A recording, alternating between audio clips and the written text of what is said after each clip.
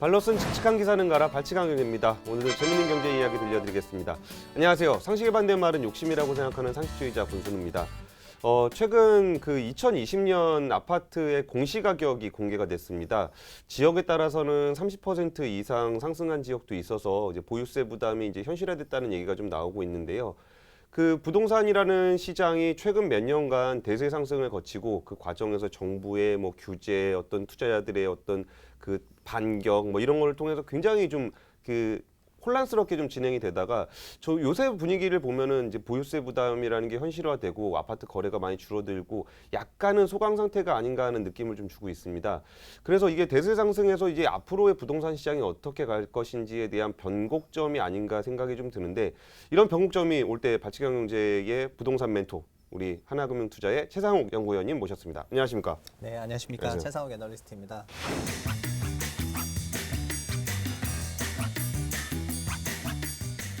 책 내셨잖아요, 이번에. 네네네. 대한민국 부동산 지난 10년 앞으로 10년 이 책인데 저는 참 이게 신기했던 게 그전에 최 의원님 처음에 내셨던 그 뉴스테이 같은 경우도 이제 기업형 임대라는 새로운 트렌드를 정부가 딱 들이댔을 때였던 타이밍이었잖아요. 네네. 그렇죠. 그리고 이제 그 타이밍이 약간 좀 지나고 나서는 그 도나도나 네, 돈이 그때 되는 이제 아파트? 재건축 초과익 환수제 관련해서 또 예. 시장 완전 뜨거웠을 때. 그렇죠. 그때는 또 부동산 시장의 또 주요 그 변곡점이라고 하는 게 옛날에 기업형 임대에서 재건축 재개발 바뀌었을 타이밍이었고 네. 그 다음에 이제 그 지방 부동산으로 확산되는 네, 타이밍에서는 또 그 오를 오를 지역만 지역만 짚어주는 부동산 투자 전략이라는 긴 제목인데 그거는 구도심이랑 예. 그러니까 경기도에 있는 구도심이나 지방 시장에 대한 얘기죠. 예. 네네. 그리고서 이 타이밍에 그 나온 책 제목이 이제 지난 10년 앞으로 10년인데 네. 뭔가 저는 이 책 제목을 봤을 때 느낌이 한번 좀 일단락을 하는 것 같은 느낌이라 그럴까? 그러니까 상승장에서 이런 쪽 이런 상승장, 저런 상승장, 저런 상승장을 얘기하다가 제 느낌이에요. 그냥 제목만 네, 봤을 때 네. 느낌. 근데 그 온갖 변곡점에서 책을 한 번씩 내셨기 때문에 궁금한 게 이번 책을 쓰게 되신 그 어떤 동기는 뭐예요? 아시겠지만은 최근에 여러 가지 위기 상황이 닥치고 금융시장에 뭐 이런 변화가 있게 되면은 예. 또 사람이 이제 심장이 쿵쾅거리면서 그런 것도 있지만 예. 또 반대로 좀 냉철해지면서 과거 뭐 위기를 아니면 과거는 어땠는지 좀 길게 막 저희가 요즘 주시장도 변화하면은 뭐 1920년 이래다 80년 2008년 어땠다 막 이렇게 옛날을 보잖아요. 예, 예. 그래서 부동산도 단기적으로만 보면은 굉장히 막 뭐 다이나믹해 보이지만 또 길게 보면은 저희가 긴 사이클로 부를 수가 있는데 2010년대 사이클이 처음에 어떻게 굉장히 침체되는 분위기 속에서 예. 그게 다시 어떻게 올라왔고 그리고 그 올라오는 뭐 기제는 뭐가 있었고 그리고 그거 이후에 좀 과열이 되면서 예. 그거를 잡기 위한 정책들은 뭐가 있었고 예. 이런 것들을 좀 긴 안목에서 볼 수 있게 책을 작업하면 좋겠다 이런 생각이 들어가지고 작업을 했어요. 그러니까 약간 좀 네. 차분하게 한번 봐야 되는 차분하게 돌아볼 만한 타이밍이 된 것 같다 이제 이런 네네네. 것이죠. 네, 맞습니다. 그럼 그런 느낌을 받게 되신 그 최근 동향 좀 간단하게 좀 정리를 좀 해주세요. 공시가율부터 좀 얘기를 해보면은 그러니까 네네. 최근에 이제 그 보유세 부담이라는 거를 저도 이제 전문가들 만나봤을 때 조언하시는 부분들이 이제 보유세라는 거를 예전에는 그냥 있는 돈으로 냈었는데 이제는 그 보유세 타이밍에 맞춰서 현금을 확보해놔야 되는 정도 수준이 된 것 같다라는 네네네. 말씀을 하시더라고요. 네네. 그러니까 실제로 그러니까 기존 그러니까 최근에 그 공시가율을 비롯한 최근 시장 동향은 좀 어때요? 일단은 저희가 올해 3월 19일에 예. 3월 19일에 2020년 예비 공시 가격이 나왔는데 예. 그리고 작년 12월 17일에 그 예비 공시 가격에 그 시세 대비 현실화율 목표치도 공개를 했거든요. 예, 예. 시세가 예를 들면 10억이면은 현실화율은 70%가 목표고 예. 그래서 공시 가격은 이론상 7억까지만 올라갈 수가 있고요. 예, 예. 현재 만약에 공시 가격이 5억 원이라면은 예. 이거를 매년 뭐 8%씩 올려서 70%에 닿게 하겠다 이런 예. 식으로 해가지고 예고는 됐었는데 예, 예. 2019년 시세가 높게 끝나다 보니까 그 시세 자체가 높아지니까 자연스럽게 그 현실화율이 그냥 따라가기만 했는데도 공시가격 상승률이 굉장히 높게 나와서 서울시는 전체로 14.8% 올랐는데 예. 작년에 이미 14% 올랐는데 또 14.8이 올랐으니까 예. 실제로는 뭐 더 많이 올라간 거죠. 그래서 공시가격이 올라갈 줄은 알았지만 막상 발표된 공시가격은 좀 굉장히 높은 금액이었고요. 예. 그리고 저희가 공시가격만 얘기하면 현실감이 좀 없기 때문에 예. 보유세를 얘기할 때는 항상 실효세율을 얘기하거든요. 예, 예. 제가 뭐 시세 10억짜리 있는데 1,000만 원 낸다. 실제로 얼마 내냐? 예. 뭐 아니면 시세 뭐 합쳐서 20억이 있는데 뭐 2천만 원 낸다. 이런 실효세율을 얘기하는데 실효세율 기준으로 저희가 우리나라는 보유세가 0.2% 정도 되는데요. 예. 그러면 이제 10억 기준 2천만 원 정도 200만 원 내는 거죠. 예, 예. 200만 원 내는 예. 거였는데요. 근데 지금 실효세율 기준으로 다주택자 같은 경우는 0.6% 정도 올라갔어요. 올해 기준으로. 와, 그 정도면은 네. 그러면 아까 거의 말씀드린 거에서 세배잖아요. 그러면 이제 0.6이면 뭐 10억 기준으로 뭐 이제 600만 원 정도 되니까 엄청 높은 건 아닌데요. 이게 예. 금액이 커지면은 실효세율 기준으로 거의 1%에 도달하게 되거든요. 그럼 막 20억, 30억 이렇게 금액이 커지면 커질수록 20억이면 거의 1%면 2천만 원, 예, 예. 30억이면 3천만 원, 뭐 이런 식으로 올라가요. 원래는 0.2니까 몇백만 원 냈었는데 예, 예. 이제 금액이 좀 많이 커졌죠. 그러니까 그걸로 인해서 그럼 시장의 반응이 좀 있어요? 그러니까 보유세가 늘어났다고 하더라도 이제 그거를 우리가 그 얘기 많이 하잖아요. 아파트값 비싸다고 하지만 현금 부자들 생각보다 많다. 뭐 이런 네. 얘기들 많이 하는데, 네네. 그러니까 이게 그 보유세가 올라간 게 어떤 그 아파트를 매매할 때 뭔가 그 전략상의 변화를 이렇게 줘야 될 정도로 좀 많이 변했나요? 네, 그거는 제가 재작년에 예. 그 9.13 부동산 정책 발표됐을 때 예, 보유세가 대폭 인상이 됐잖아요. 예, 예. 대폭 인상이 돼서 보유세가 대폭 인상되면 자연스럽게 주택이 여러 채인 사람이 더 부담이 커지는 구조이기 예, 예. 때문에 그래서 다주택자들이 집을 더 추가로 매수하지 않는다 이렇게 좀 전망을 했었던 맞아요. 거고요. 예, 그때 기억나요. 그래서 그래서 다주택자들의 이거는 실질적인 그 지표가 될 것이다. 이거 우습게 보면 안 된다. 그 얘기를 그때 하셨던 맞아요. 것이 그래서- 지금 딱 닥쳤죠. 그래서 예. 다주택자들이 집을 적극적으로 사지 않으면 시장에 소위 투기 수요가 좀 빠지기 때문에 예. 시장이 안정화되지 않겠냐 음. 이렇게 생각을 해서 18년 9.13 정책 나오고 2019년 이제 약세장 봤던 거죠. 예, 예. 근데 약세장 봤었는데 2019년 하반기부터는 1주택이신 분들이 예. 이제 적극적으로 갭 투자를 하셔가지고 전세 끼고 사는 이런 갭 투자를 하다 보니까 하반기에 이제 상승장이 크게 왔는데 예. 근데 중요한 거는 2019년부터 이미 다주택자들은 주택을 더 늘리는 행위를 조정 지역에서는 이제 안 하고 있다는 거죠. 네, 그러니까 이게 보유세가 주는 강력함이고 올해는 더 올랐기 때문에 이제 다주택자들이 여기서 더 적극적으로 주택을 취득하고 이러진 않아서 자연스럽게 그래서 거래가 소강 상태가 진행이 됐고 현재는 1주택 갭 투자도 하기 어려운 상황이다 보니까 더더욱 고가나 초고가 주택 이런 비싼 집 같은 경우에는 예. 진짜 실수요. 정말 실수요가 아니고서는 거래가 거의 없달까요? 네, 시장이 이렇게 좀 잠잠하게 됐습니다. 그러면은 이게 그 정부 정책이 잘못됐다라고 얘기하고 싶진 않아요. 네. 그러니까 물론 이게 결과론적인 거잖아요. 정부가 결과론적이긴 하죠. 정책을 쓸 때는 뭔가 좋은 취지로 정책을 쓰는데 네네. 이게 나중에 나타난 현상을 보니까 이게 좀 우리 정부가 예상한 거랑 좀 다르게 움직이더라 하니까 지금 와서 봤을 때는 네네. 아 그때 정책이 그렇게 좀 그 부족했구나라고 평가를 할 수 있는데 그때 당시에는 좀 그때는 어떻게 보셨어요? 이렇게 정부 정책을 봤을 때 이게 좋은 취지로 하는구나라고 저는 봤는지 아주 긴 틀에서는 그 14년 9.1 대책 같은 그런 수급 대책이 아주 중요하다고 생각했기 때문에 예, 예. 공급 없이 수요만 억제하고 이런 것들은 결국 풍선 효과로 야기될 거라고 봤었고 그래서 18년 8.2 부동산 대책 나왔을 때도 예. 공급 하나도 없고 계속 그냥 수요만 억제고 오히려 실수요가 쪼이니까 더 안 좋다. 저는 자가율이 좀 올라가는 거가 주거 상태가 행복하다고 생각하거든요. 저희가 임차 가구 사는 것보다 자가율이 좀 올라가는 게 좋다고 생각하는데 물론 이제 갚을 수 있는 차주 신용에 맞춰서 예, 공급이 돼야 하겠지만 근데 공급 하나도 없이 계속 그렇게만 하니까 예, 예. 이제 이런 거 안 먹힌다 이렇게 생각했는데 2018년 9월 말에 이제 3기 신도시가 처음으로 등장을 해요. 네, 처음 등장하고 그리고 19년 2월이랑 5월에 3기 신도시 2차, 3차 이렇게 해서 예. 5개 신도시하고 20개 이상의 사이트가 나오고 예. 그거 나오고 나서 19년 말에는 광역 교통 예, 예. 프로그램이 이제 좀 더 구체화가 돼요. 이른바 GTX로 네, 대표되는 소위 GTX와 뭐 신안산선, 신부당선 이런 것들이 도시가 넓어지는 거죠. 예, 예. 네, 그동안 뾰족한 도시였는데 도시가 넓어지는 거고 그리고 신도시가 어쨌든 다시 15년 만에 부활을 했잖아요. 예, 그래서 그거를 보고 물론 정책상으로는 14년에 이제 안 한다고 했지만 결국 19년에 이제 부활한 셈이 되는 건데 그걸 보니까 이제는 공급이 나오는구나. 이제 이런 생각을 하게 되고 그리고 어쨌든 공급이 나온다고 한다면은 그동안의 대책들은 공급 없는 상태에서 막 수요만 인위적으로 조정하는 거였는데 공급이 되는 순간부터는 자연스러운 조정이 좀 온다고 생각을 하게 된 거죠. 네. 주거복지는 좀 잘했다라고 평가를 하시는 것 같은데 그 네. 주거복지 파트는 좀 어떤 식의 변화들이 좀 있었어요?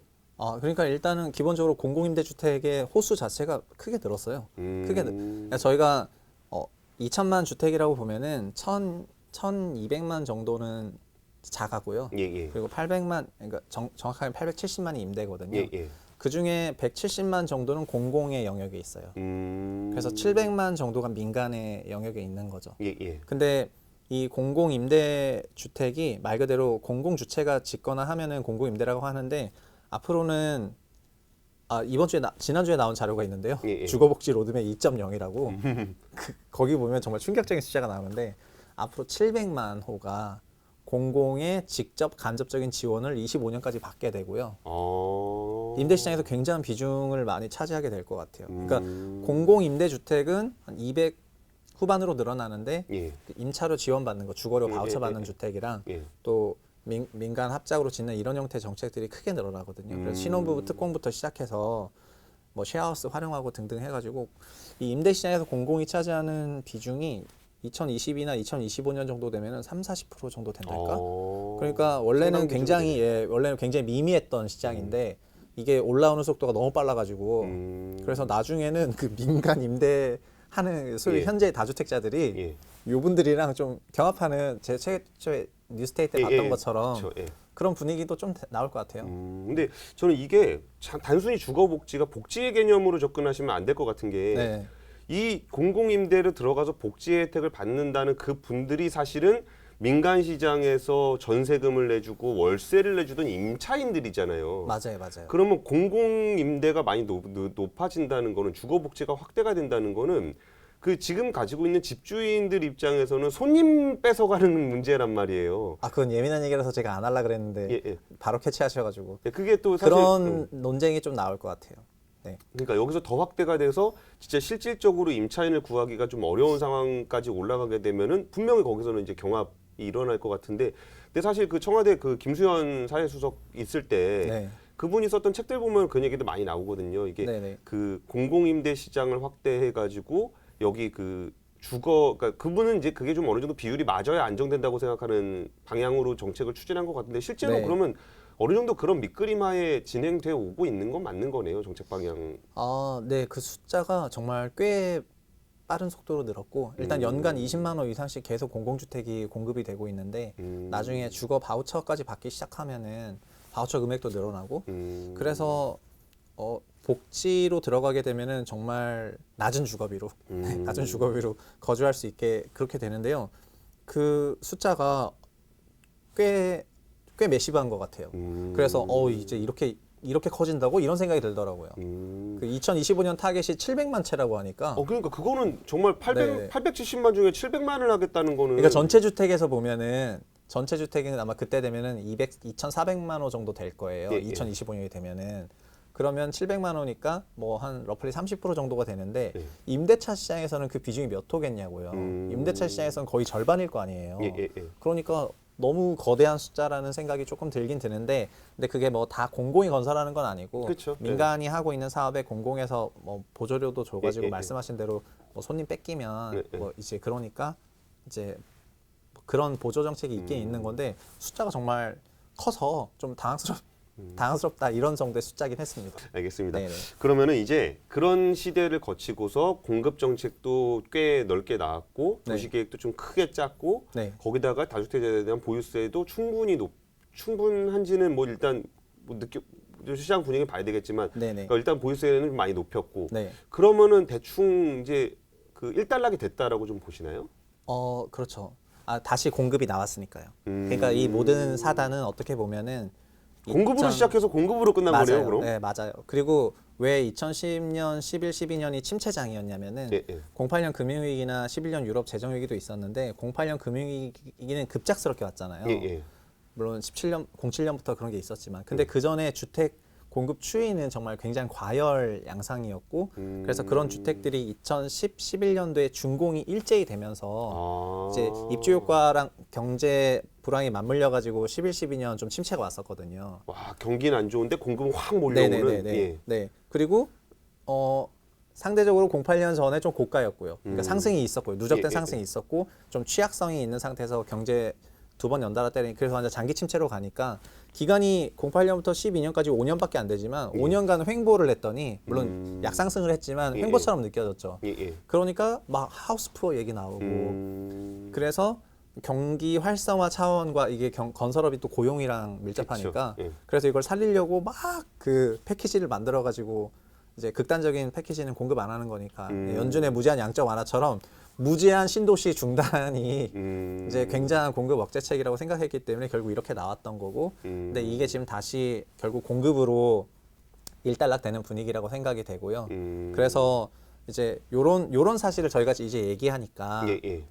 이런 정책이 나왔고 이래서 이런 정책이 나왔고 이런 것들에 대해서 좀 이해를 할 수가 있는데 정부가 2년 반이라는 단기에 여러 번의 부동산 정책을 쏟아내다 보니까 예, 예. 이게 못 따라가는 사람이 되게 많죠. 많아졌거든요. 예, 예. 그래서 제가 좀 얘기를 하다 보니까 이제 소위 못 따라가는 분들이 좀 있다고 느껴져가지고 정책이 너무 많이 나오고 예, 예. 너무 복잡해지고 조정 지역부터 시작해서 이러다 보니까 이걸 좀 쉽게 설명하는 책을 내야 되겠다 해서 내다 보니까 이제 발경제 나오게 된 거예요. 네. 그러면은 이제 우리가 지난 10년 했으니까 네. 이제 앞으로 10년 얘기를 좀 해봤으면 좋겠어요. 이 지난 10년 동안 있었던 걸 보면은 2010년이랑 2019년이 정말 너무 달랐잖아요. 예, 예. 2010년은 사실 거의 하우스푸어 얘기가 있었고 2019년에는 집을 안 사면 바보 약간 이런 분위기가 그쵸. 있었고 2020년 당장 올 한 해만 하더라도 연초는 굉장히 그 불확실성이 높은 시기다 보니까요. 예, 예. 그리고 공통점이라고 생각하는 거는 아까 말씀드렸던 대로 주택 가격이 예. 그 장기 평균을 한참 상회하는 수준으로 높아져 있기 때문에 예.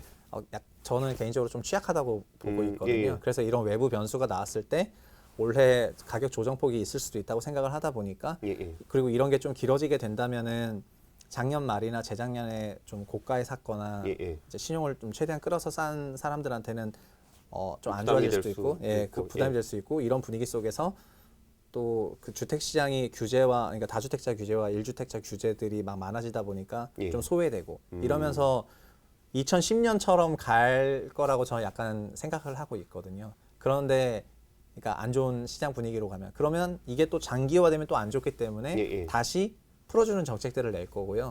그거는 또 다시 그러니까 반복될 거라고 생각막 하고 있죠. 반복될 거라고 네네네. 생각을 하신다고요? 네네. 현재는 규제로 08년에도 규제 점철이고 분상제 있고 그쵸, 예. 모든 규제가 다 있고 뭐 막 그랬었는데 지금도 비슷한 분위기고 내 시장이 좀 그리고 높아졌던 것도 똑같고요. 근데 조정받고 안 좋은 분위기가 좀 장기화될 것 같으면 계속 이렇게 둘 수 없기 때문에 또 나중에는 완화책을 낼 거라고 생각하고 아마 그런 순서는 여기 적힌 순서가 아닐까. 네. 우리가 같이 네. 얘기하고 여기 책에 담겨 있는 그 순서를 다시 네, 비슷한 순서를 지금 연준에서 그 쓰고 있는 시장 활성화 프로그램도 리먼 때 금융위기 그쵸. 때 했던 거를 반복하고 있는 거지 않습니까? 그쵸, 예. 거기 나왔던 거 뭐 다 반복하듯이 아마 이후에도 시장이 그렇게 된다면은 반복적으로 그런 완화책을 쓰지 않을까 이렇게 생각을 합니다. 네. 그러면 저건 좀 어때요? 이거는 뭐 좀 곁다리 옛날 그 우리 2014년도에 했던 얘기인데 저출산 고령화 문제가 그 1인 가구가 2028년이 되면은 제일 큰 비중을 차지하게 된다잖아요. 네, 맞습니다. 그러면은 이게 가구의 변화는 사실 그 집에 대한 선호도에 대한 변화를 또 이끌어낼 수도 있잖아요. 그것도 굉장히 거대한 어떤 뭐라고 하죠? 트렌드라고 봐야 되는데요. 걱정되는 것 중에 하나가 3기 네. 신도시를 이렇게 크게 바깥에 되게 수십만 호를 짓는 것들이 완공이 되는 시점을 또 계산해 보면 택지 개발하고 뭐하고 그러면 한 10년 이상 걸리잖아요. 네. 그러면은 이게 가구 비중이 변하는 그 주기하고 신도시가 완성되는 주기하고 이게 맞아떨어졌을 때 진짜 우리는 어떤 모습을 보게 될까? 뭐 이런 게 저는 좀 궁금하더라고요.